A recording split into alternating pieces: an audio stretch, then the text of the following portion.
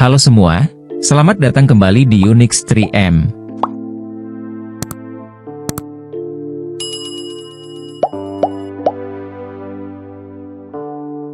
Turkmenistan adalah negara yang tidak dapat dipisahkan dari gurun.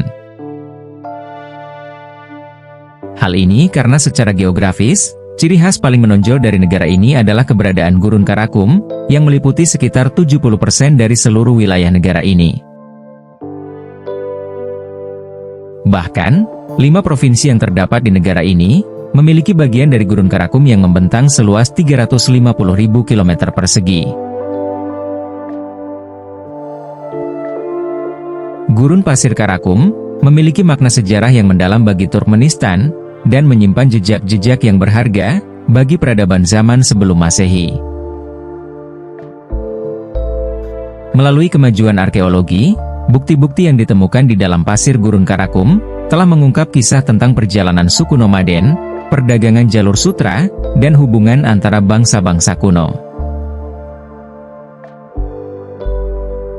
Artefak langka seperti benda keramik, tulang, dan runtuhan bangunan kuno memberikan wawasan mendalam tentang cara hidup, agama, dan kebiasaan masyarakat yang telah menghuni kawasan ini.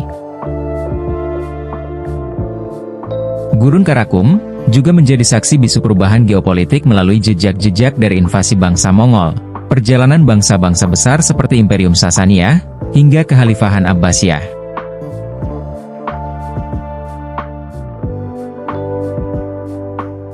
Kekaisaran Parthia merupakan kerajaan kuno yang kali pertama menguasai Turkmenistan pada abad ketiga sebelum Masehi.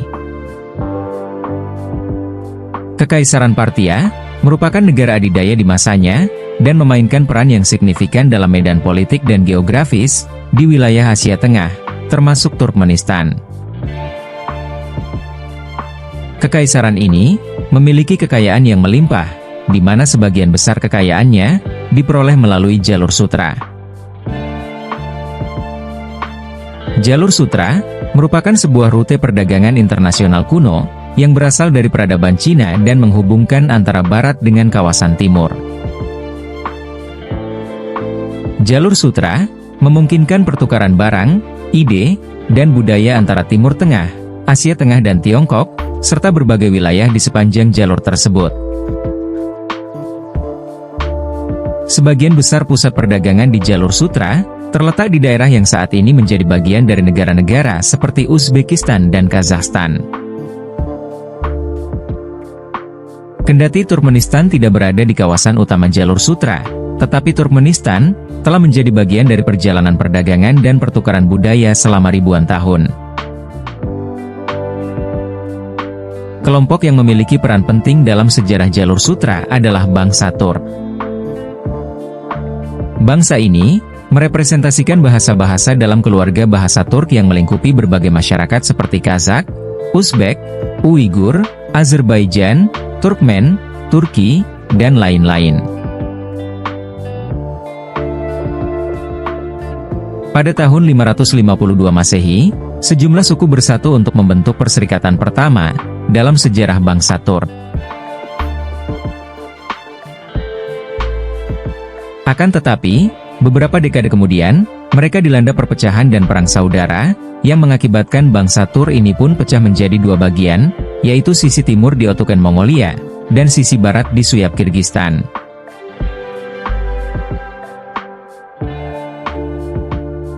Pada tahun 650 Masehi, umat Islam di bawah pemerintahan Khalifah Umar bin Al-Khattab berhasil menaklukkan Kekaisaran Sasania.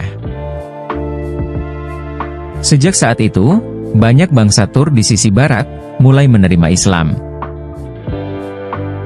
Dakwah agama Islam berkembang sangat pesat di kawasan ini, khususnya sejak dinasti Umayyah berhasil menguasai Samarkand.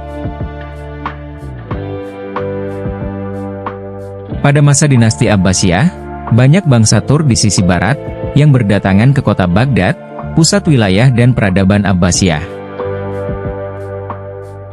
Mereka kemudian mengisi berbagai profesi dan menjadi orang-orang yang berpengaruh di kota itu. Pada abad ke-10 Masehi, suku-suku Turk seperti suku Oghuz menjadi bagian dari dinasti-dinasti besar di wilayah Timur Tengah dan Anatolia. Pada awal abad ke-13, atau tepatnya tahun 1206 hingga 1227 Masehi, bangsa Mongol di bawah pimpinan Jenghis Han, datang dalam serangkaian kampanye militer yang sangat luas serta ganas, yang pada puncaknya, mereka menguasai 2/3 dari total luas dunia. Salah satu sasaran utama ekspansi mereka kala itu, adalah wilayah-wilayah di Asia Tengah, termasuk wilayah yang sekarang dikenal sebagai Turkmenistan. Jenghis Han dan bangsa Mongol pada umumnya, mengikuti tradisi agama yang disebut Tengrisme atau Syamanisme Mongol. Tengrisme merupakan agama khas suku-suku Mongolia dan bangsa Turk kuno, yang memiliki keyakinan terhadap kekuatan alam, para arwah, dan koneksi dengan dunia spiritual. Kendati demikian, sejumlah anak keturunan Jenghis Han di kemudian hari, berakhir memeluk agama Islam. Merekalah yang turut mendorong kebangkitan peradaban Islam sejak akhir abad ke-13. Sebagai contoh, cicit Hulagu Han bernama Mahmud Ghazan menjadi mualaf sejak tahun 1295. Kemudian ada Berkehan yang berjibaku membela agama Islam, dan berperang melawan sepupunya, yaitu Hulagu Han. Salah seorang cucu Jenghis Han ini, merupakan kaisar Mongol pertama yang memeluk agama Islam. Pada tahun 1250 Masehi, ia mengikrarkan 2 kalimat syahadat di hadapan seorang sufi tarekat Kubrawiyah, bernama Syekh Saifuddin Bagarzi. Alhasil, ratusan ribu orang-orang Mongolia, berduyun-duyun memeluk agama Islam. Penyebaran Islam di wilayah Asia Tengah, juga didorong oleh peran Timur Leng pada abad ke-14. Timur Leng menghabiskan waktunya selama 35 tahun, dalam berbagai pertempuran dan ekspedisi. Didukung oleh pasukan bangsa Turk yang sangat loyal, serta para tokoh muslim dan ulama, Timur Leng melakukan perluasan kekuasaan. Karirnya yang gemilang di bidang militer, telah mengantarkannya menggabungkan wilayah-wilayah yang luas yang sekarang disebut sebagai Uzbekistan, Turkmenistan, Afghanistan, Iran, dan sekitarnya. Semua negara ini, digabungkan dalam kekaisaran yang dikenal sebagai Kekaisaran Timurid. Melalui memuarnya, Timur Leng berkata, "Ayahku berkata kepadaku, bahwa kami adalah keturunan dari Abdul Atrok." Dari silsilah itulah kemudian terungkap, bahwa Timur Leng masih merupakan keturunan Moghul. Ayahnya bernama Tarakai, yang merupakan ketua kaum Barlas, yang dengan demikian, ia adalah cicit dari Karacarnoyan, yang merupakan anak dari Jenghis Han.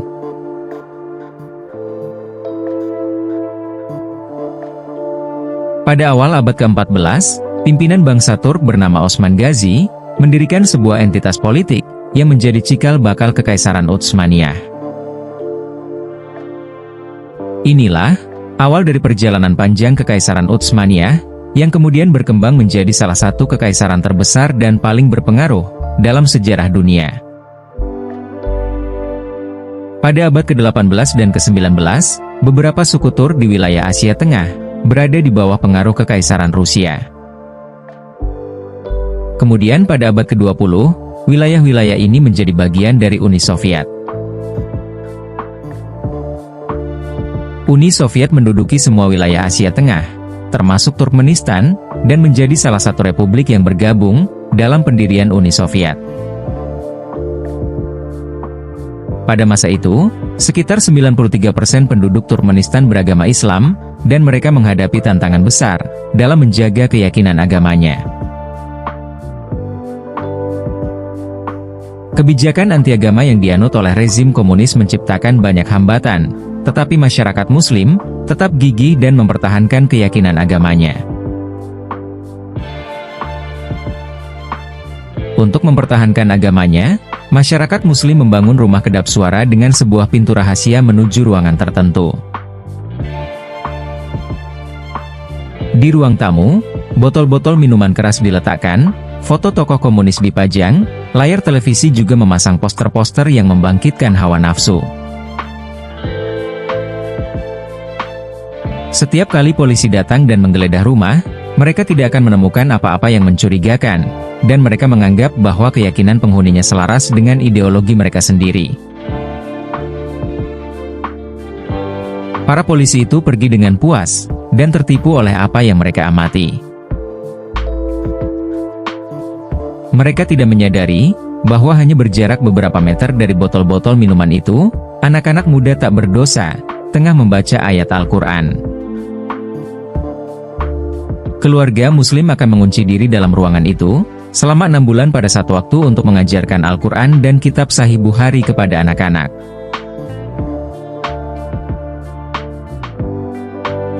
Pada tanggal 27 Oktober tahun 1991, Dewan Tertinggi Turkmenistan menyatakan kemerdekaannya dari Uni Soviet, dan mengakhiri hampir 70 tahun kepemilikan dan pengaruh Uni Soviet. Pada akhirnya, negara dengan 93% pemeluk agama Islam ini, merdeka dan membentuk pemerintahan sendiri, dan Hari Kemerdekaan Turkmenistan terus dirayakan setiap tahun. Turkmenistan melanjutkan perjalanannya, dengan warisan sejarah yang mempengaruhi budayanya, sembari berusaha membangun masa depan yang mandiri serta berdaulat.